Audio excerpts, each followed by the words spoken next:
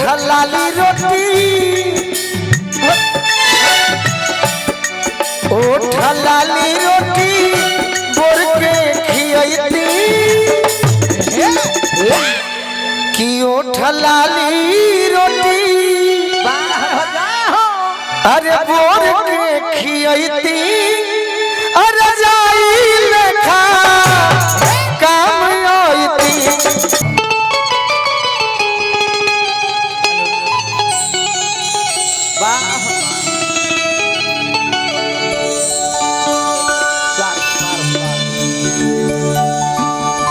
अपनी अपनी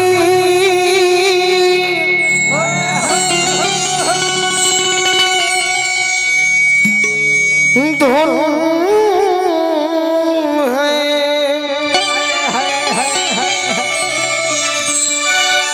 सुनो कुछ मेरी भी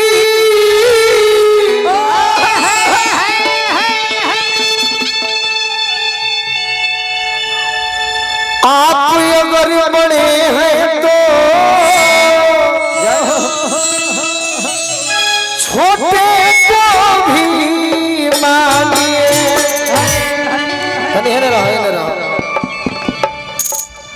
गाना तो अपना जीवन में बहुत गुनी ट्रेबल के काम बा ट्रेबल के। हाँ जी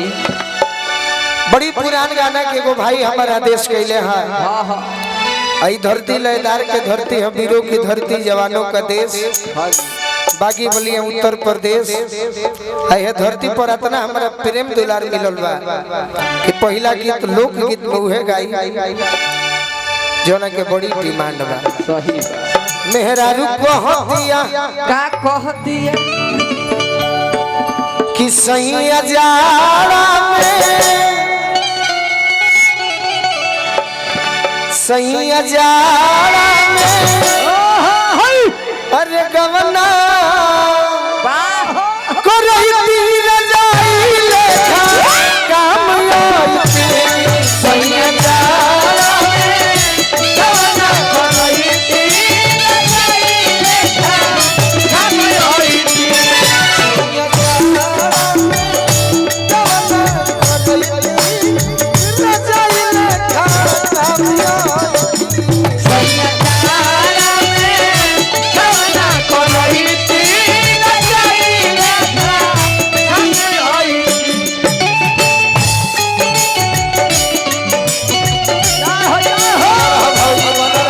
क्या बात है विकास भैया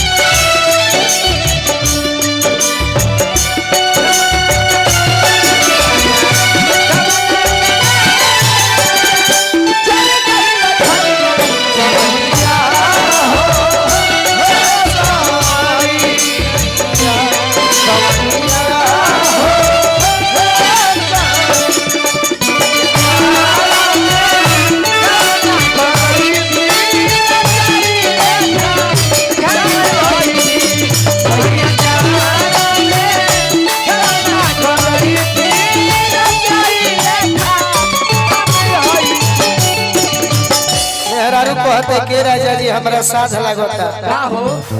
केरौरा बहरा में बसल बानी का जाने कौना से फसल बानी बुझात नहीं है ना हो बाकी बाकी आई आई आई आई खाली ऑर्डर दी हमरा के हाँ सिटी ना झारखंड पुलिस से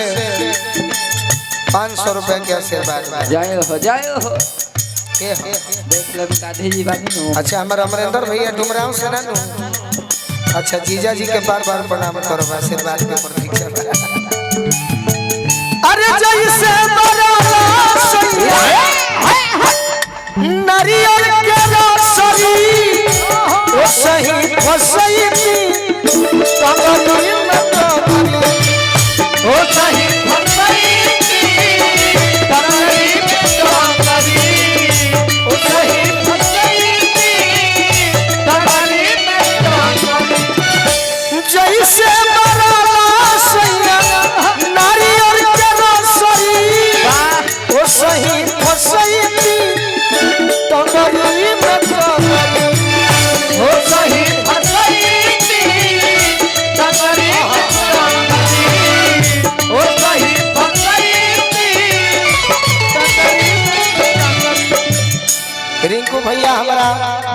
भानु सिंह जी एगो रिंकू भैया तो हमार बलिया जिला में हाँ हाँ परम मित्र है रिंकू भैया नानू। अच्छा है हमारे रिंकू भैया, वो है रिंकू भैया के स्वागत करब केने बाड़न तनी मिल लियो भैया अरे के देखला ढेर दिन भइल बा। अकवरिए में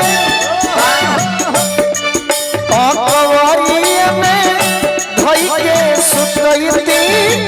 रजइले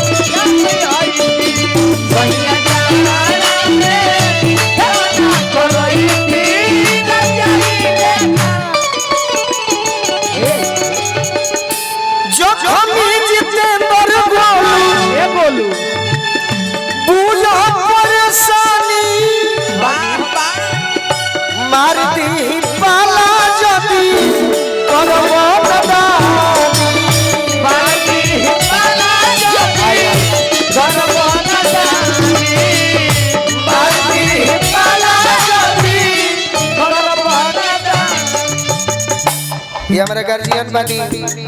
कहीं देखले बानी बाकी वो नाम भुला तनी बस। हां चेहरा चिन्ह तनी जा लड़का के मामा जी हैं गाये मुकेश भैया कृष्णा सिंह जी जब हम जे के अंदर बोलूं अरे मुझे परेशानी मार दी पाला जदी करबो दादी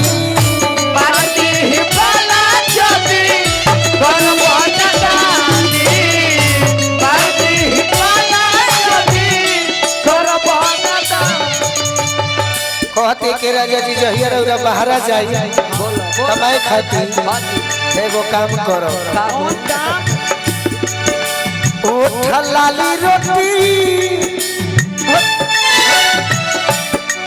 ओठ लाली रोटी बोर के खियती कि ओठ लाली रोटी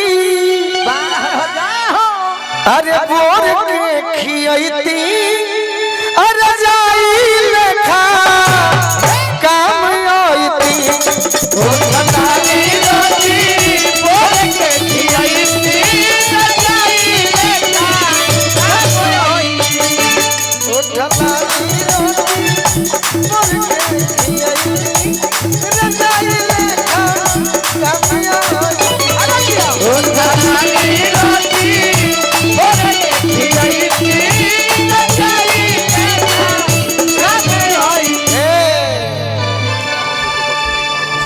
बारात के प्रोग्राम में ही बड़ी आदेश आवेला दू आदेश। हाँ जी का आवेला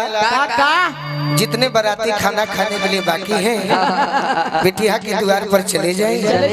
डीजे शुरू हो चुका है। दूसरा गांव की बारात की बस खुल रही है जिन्हें भी जाना हो जाइए नहीं तो छूट जाएंगे बाकी गोलू राजा के प्रोग्राम सुन के हो जाएगी ना जी और भाड़ा सद जाई चश्मा वाले भैया ठलाली रोटी और के खियती जाई लेखा